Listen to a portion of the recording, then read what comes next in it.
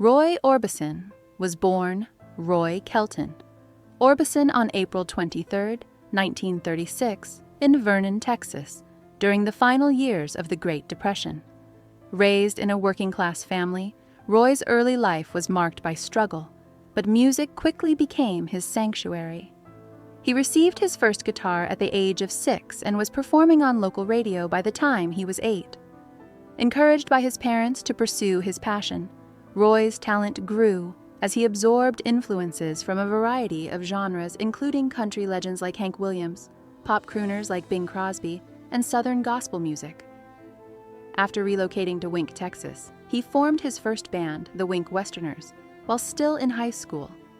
These early years helped shape Roy's songwriting ability and stage presence, setting the foundation for a groundbreaking career, a breakthrough at Sun Records and transition to Monument.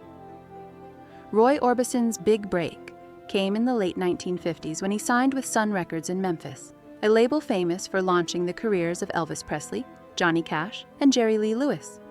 While his initial rockabilly singles didn't find much success, it was his move to Monument Records in the early 1960s that truly marked the beginning of his rise. Under the guidance of producer Fred Foster, Orbison crafted a sound that was both unique and emotionally captivating. His voice, spanning 3 octaves, became his signature, and his blend of rock, pop, classical, and country music revolutionized the landscape of popular music.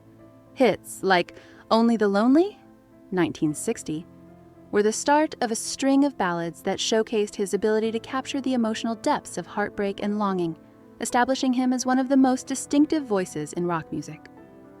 The iconic ballads and Oh, Pretty Woman, Roy Orbison's career was defined by his emotionally charged ballads, which set him apart from the rock and roll scene of the early 1960s.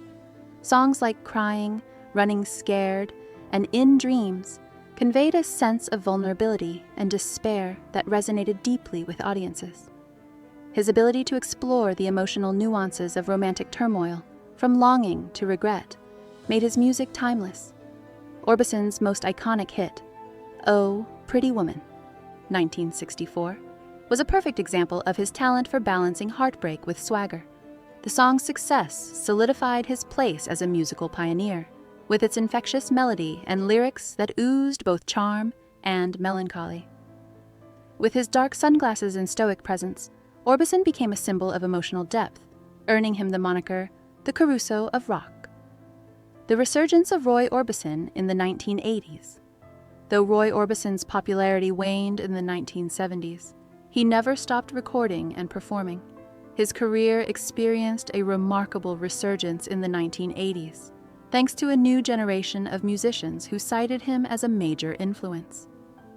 In 1987, Orbison was inducted into both the Rock and Roll Hall of Fame and the Songwriters Hall of Fame, with Bruce Springsteen and Bob Dylan praising him as one of the greatest voices in music history. That same decade, Orbison collaborated with country rock artist Emmylou Harris on a haunting duet, That Loving You Feeling Again, which earned a Grammy Award in 1981. His ability to blend his signature romanticism with contemporary styles proved that he was not only a product of his time but an enduring force in the music world. Joining the Traveling Wilburys, Orbison's resurgence reached even greater heights when he became a founding member of the Traveling Wilburys, a supergroup formed by some of the biggest names in rock history. The group, which included Tom Petty, Bob Dylan, George Harrison, and Jeff Lynne, was formed almost by accident when the musicians came together to record a B-side for Harrison.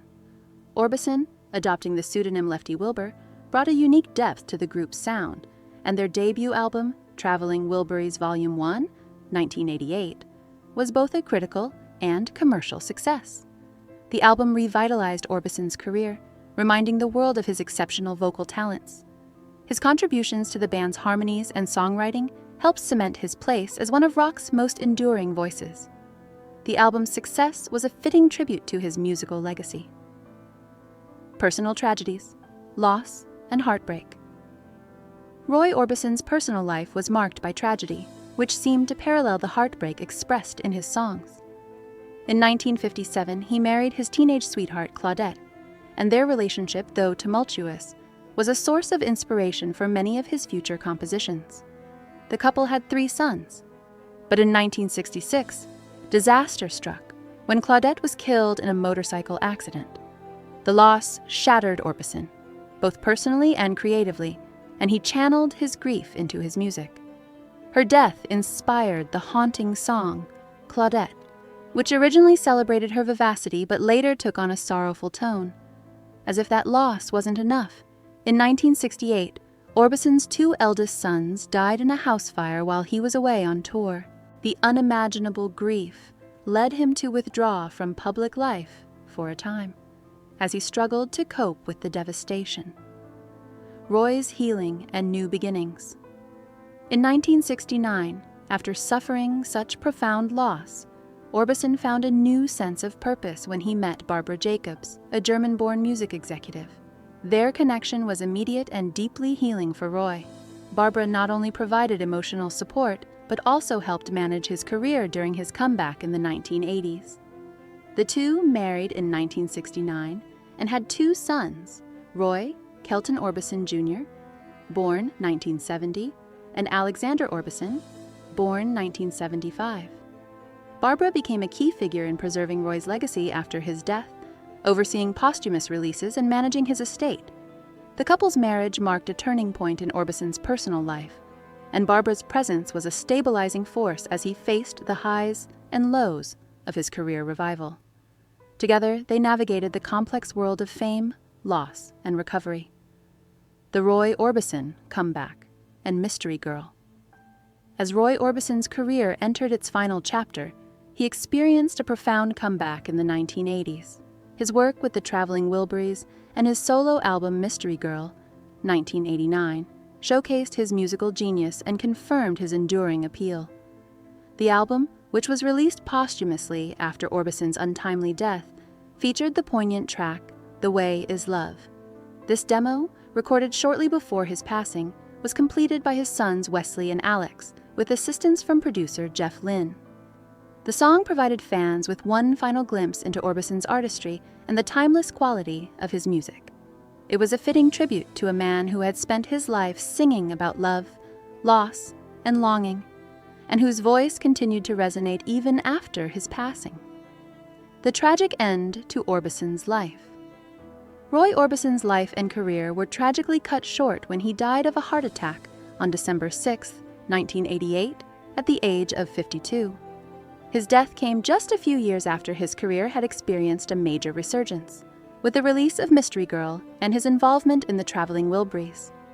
While his final years were marked by critical acclaim and renewed public interest, those close to him later revealed that Orbison had been suffering from extreme exhaustion, untreated heart issues, and the cumulative effects of decades of grief and personal loss. His stoic exterior and public smiles masked the emotional toll that he had endured.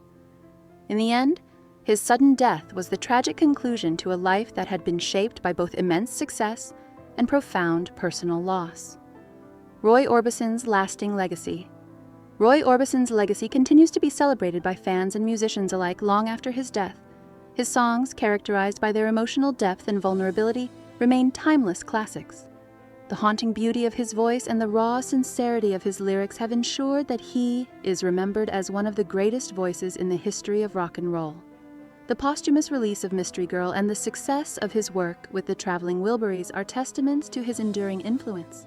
His surviving sons, Wesley and Alex Orbison, have continued to promote his music and legacy, ensuring that Roy's contributions to music will never be forgotten. Orbison's tragic life, filled with both extraordinary talent and unthinkable personal loss, is a reminder of the fragile balance between fame, fortune, and heartache.